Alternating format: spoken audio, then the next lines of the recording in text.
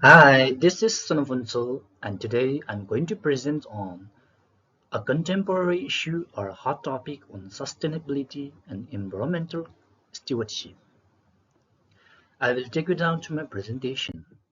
The first one is an introduction, the sustainability and the environmental conservation or the environmental stewardship mainly emphasizes on the responsible management or the responsible utilization of natural resources, ensuring that future generations can enjoy a very healthy planet. Through conservation and reducing the waste, sustainability mainly stresses or highlights the significance of maintaining the balance and the harmony with nature. As we all know that our planet faces a very climate and environmental crisis, and the need for an action it has become very apparent, it has become very urgent. The effects of climate change are felt everywhere, and it is impacting various sectors of society, with education being one of the most significant affected areas, and the education field has become a victim.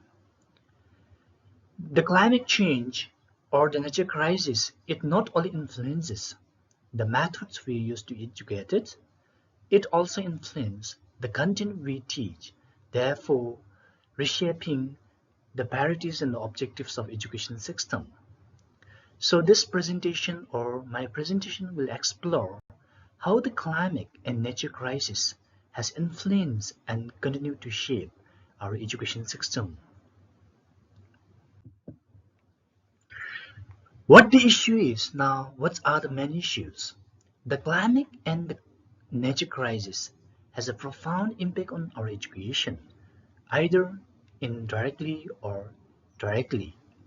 One of the most noticeable effects that we can see is the destruction of school infrastructure due to the natural disasters like floods, storms, heat waves, and typhoons, which disrupt the normal function of our education flows. Additionally, the poor air quality and the water quality, rising temperatures, and the food insecurity, these things, it negatively affects our student mental and physical well-being, therefore weakening their cognitive function or the cognitive abilities.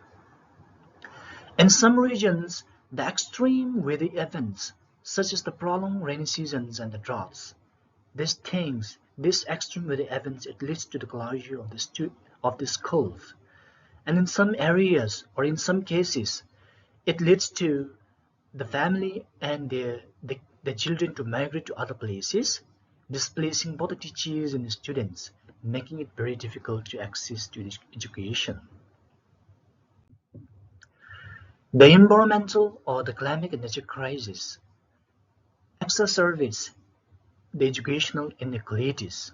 It worsens the educational inequalities.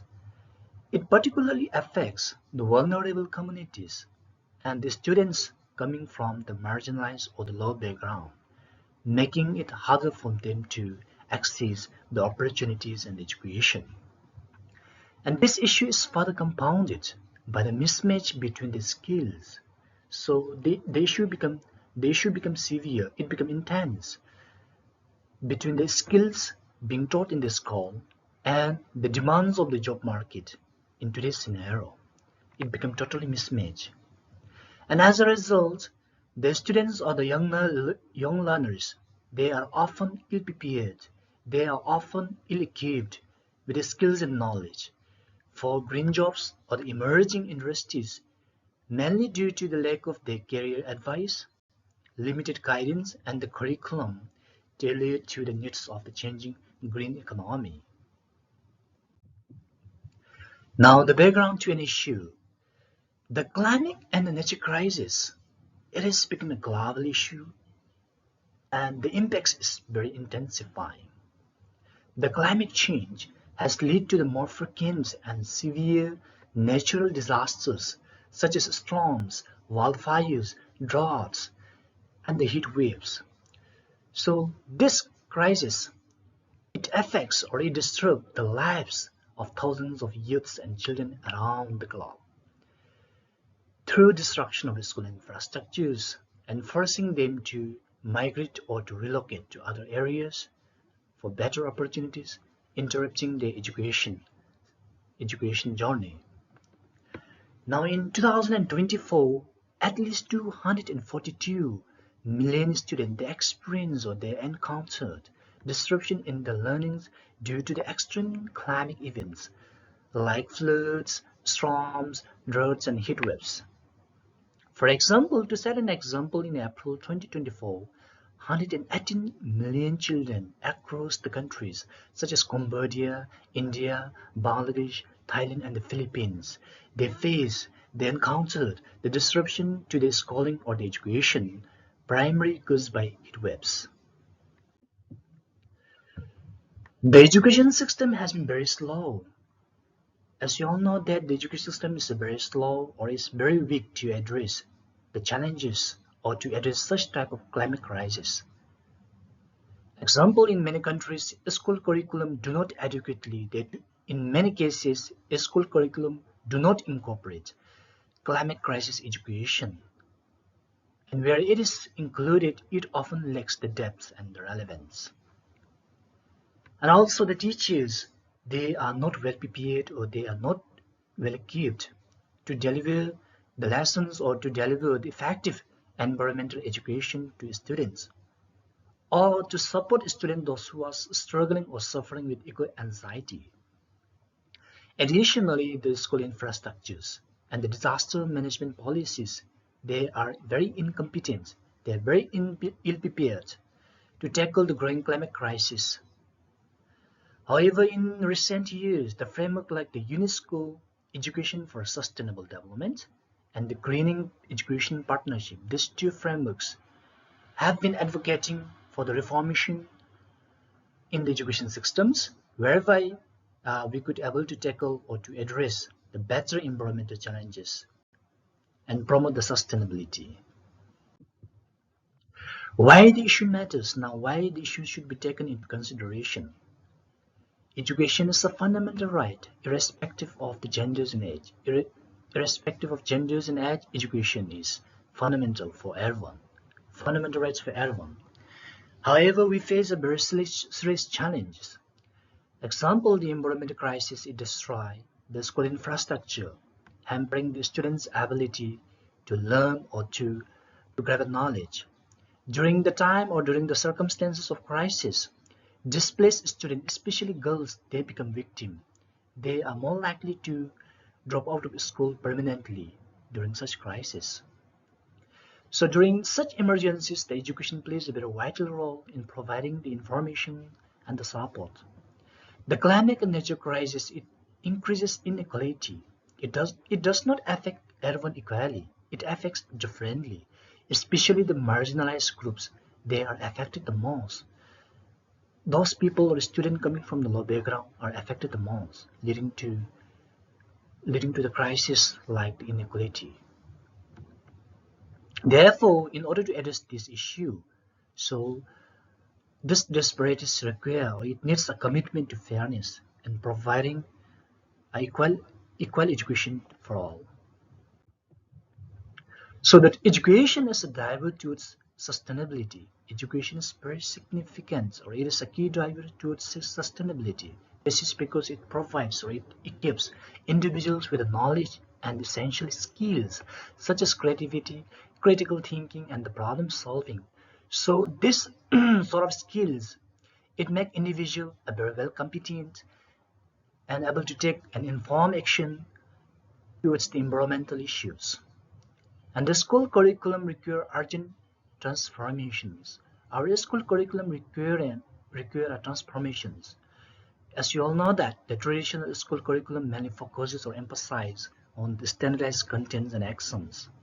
Therefore, the climate education is very crucial in this context, whereby the climate education can equip individuals to cultivate the resilience and the values and able to contribute towards the creation of more equitable and the sustainable world. This is my infographic which summarizing all the issues. In 2024, 242 million students from 85 different countries are being affected or impacted in their learning due to the extreme climatic events such as the floods, droughts and all. And also issues like the destruction of school infrastructures, the natural calamities. It destroys all the school infrastructures, including the classrooms and students' learning materials, therefore affecting the students' education journey. And also the climate and nature crisis, it leads to the food and water crisis. For example, 22.3% of children were affected by the stunt growth, which caused by the malnutrition, and 2 billion people lack access to the safe drinking water. And another issue is the climate-related illness. With the climate and the nature crisis, it gives a lot of, it hampers the physical and the mental health of students, and it gives a lot of the illness or the diseases. It says that 1 billion children around the world are exposed to at least one environmental hazards like the storms, floods and all. And also the crisis, the environmental crisis, it leads to the educational inequality. It worsens the educational inequalities, especially for the marginalized groups, or it affects especially for girls. And also it leads to climate displacement. It leads to the climate displacement. It says that displaced children are 5 times more likely to be permanently dropped out of school compared to others. And it also, the crisis, the climate and nature crisis, it gives eco anxiety. Example, there is a ratio, there is a percentage, 59% of young people aged ranging from 16 to 25 years are extremely worried about the climate change. And the last issue, it says, are today's young learners or today's students are prepared for tomorrow's green job? This is a question, an issue. Now, this is the narrative portrait, the case of the Alex and the climate crisis. I will read it. Alex, at the age of 16, experienced a striking moment that deeply affected him and remains an unforgettable story in his life. That particular event occurred in 2014 when he was a teenager, full of energy and agility, and it changed his outlook on life in ways he never expected. I was studying at Green Hill Secondary School in the remote area under Kisii County in Kenya. The school, nestled on a hill surrounded by lush greenery, was a serene place. However, one evening, a tremendous storm struck, destroying all school infrastructure, including classrooms. We were forced to seek temporary shelter, but the facilities were inadequate. During this difficult period, focusing on my studies became challenging. Many of my classmates whose home had been destroyed were displaced and could not attend school. Some even migrated to urban areas in search of better opportunities. It was disheartening to see my friends leave, and studying in tents provided by UNICEF was difficult due to extreme heat on sunny and constant noise when it rained. I often wondered how I would manage to pass my exams and progress to high classes. Despite these challenges, I remained resilient, determined, and committed to my studies. I joined local youth groups to advocate for climate action and environmental sustainability. Collaborating with local leaders, we organized community meetings, raised awareness on climate resilience, and developed strategies to improve infrastructure and education on climate issues. Our efforts included promoting waste reduction and tree planting. We aim to inspire the young generation to become environmental stewards and create a more sustainable future. This is the case of the Alex and the climate crisis. Now there are debates around it. There are ongoing debates regarding the best solution to address the climate crisis. Some argue that government should prioritize or government should stress more on investing in the climate resilient infrastructures so that it can address the problem of the climate crisis. However, the other emphasize the importance of climate change education. They says that the government should incorporate the climate crisis education in the school curriculum. There is another argument. Some believe that international organization and the global cooperation they shared a responsibility. They have a shared responsibility in tackling this crisis because the climate change is a global issue. And the other believe that the governments and the local communities, they should take the key leader. They should be the leader, or they should take a lead in order to combat a climate crisis at a local level.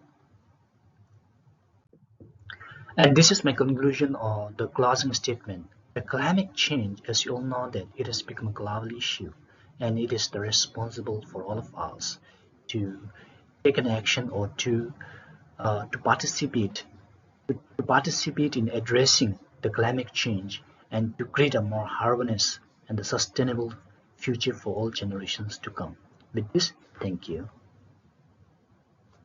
And this is my reference.